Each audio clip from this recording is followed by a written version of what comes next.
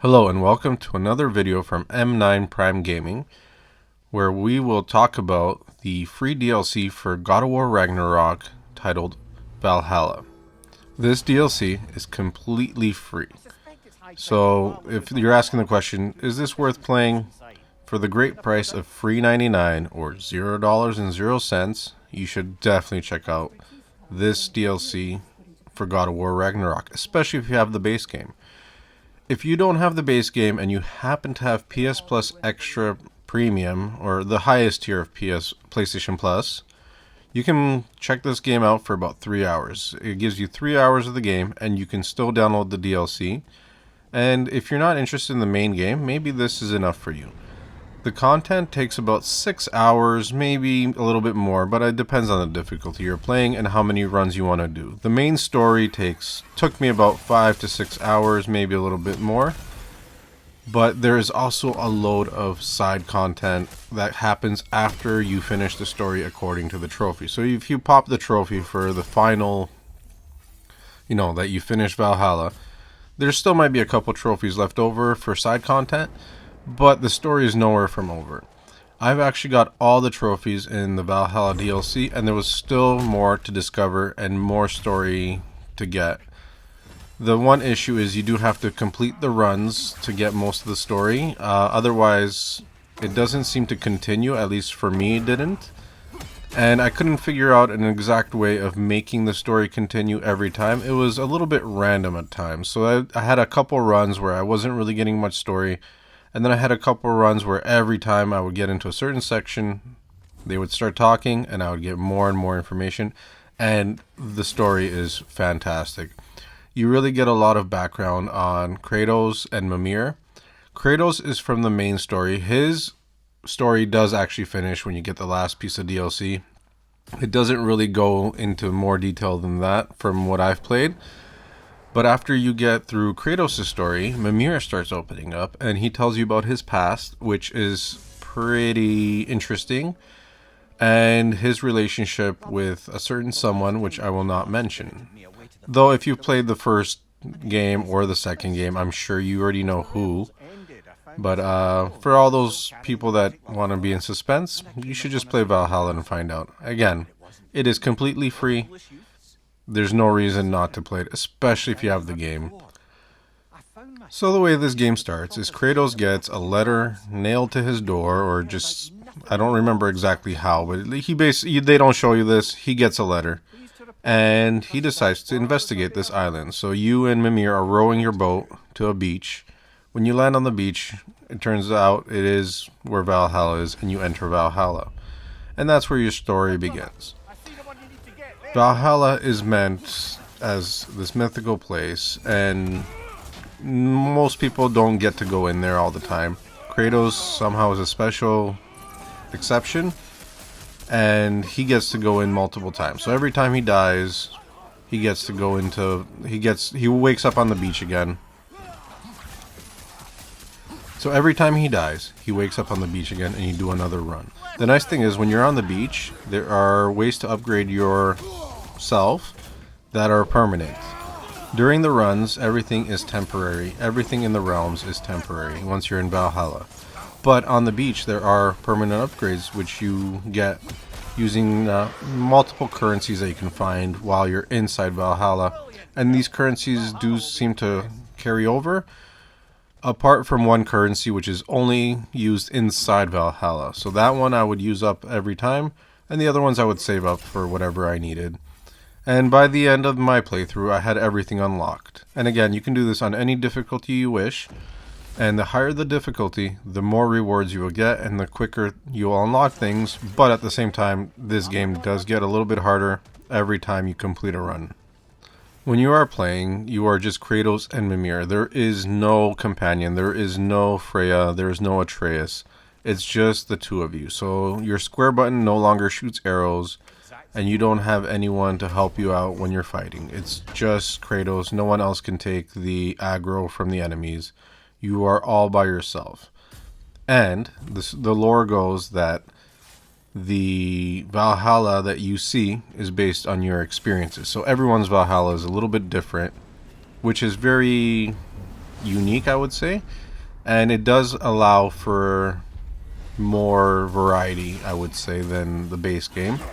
And when you're in Valhalla, everything is divided into the lower and the upper realms. The lower realms is everything you will see in this video. Well, not everything, but everything in this video is taken from the lower realms, so as to not spoil anything that is beyond that.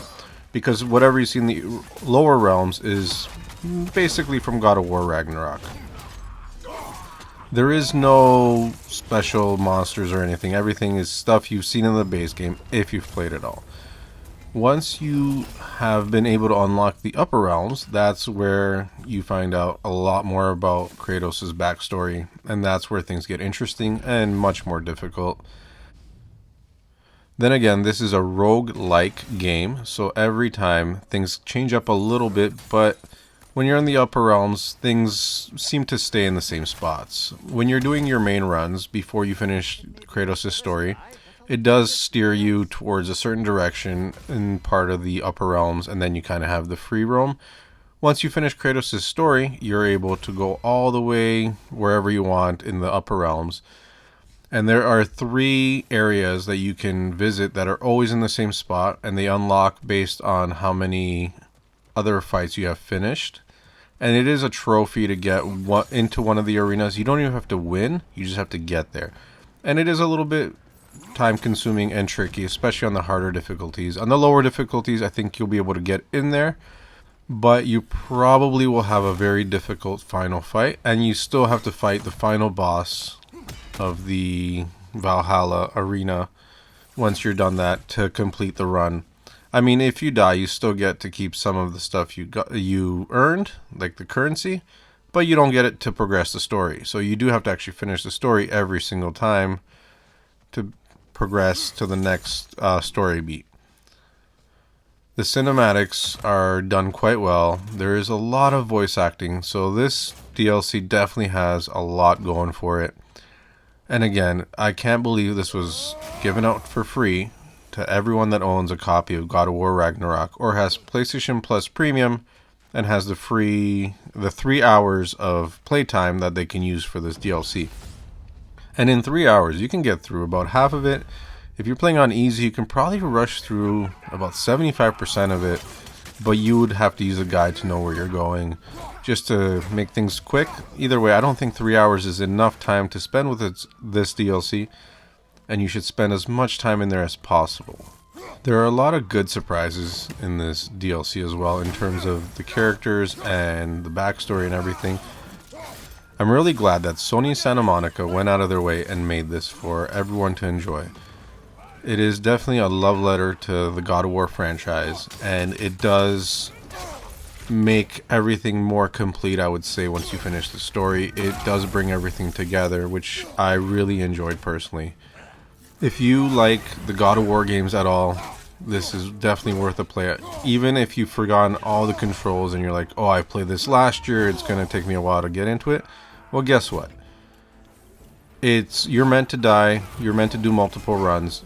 Go ahead and die. When I first started, that first couple runs, I was so rusty. I was barely getting through it. And then as I kept playing, by hour 1, hour 2, I was melting enemies. And then they throw something at you that melts you a little bit. It's really well balanced, and you will have a good time. And again, if it gets too hard, just put it on easy. And the more you play, the more currency you earn, and the more things you can unlock on the beach, which will help you during your runs and make things easier.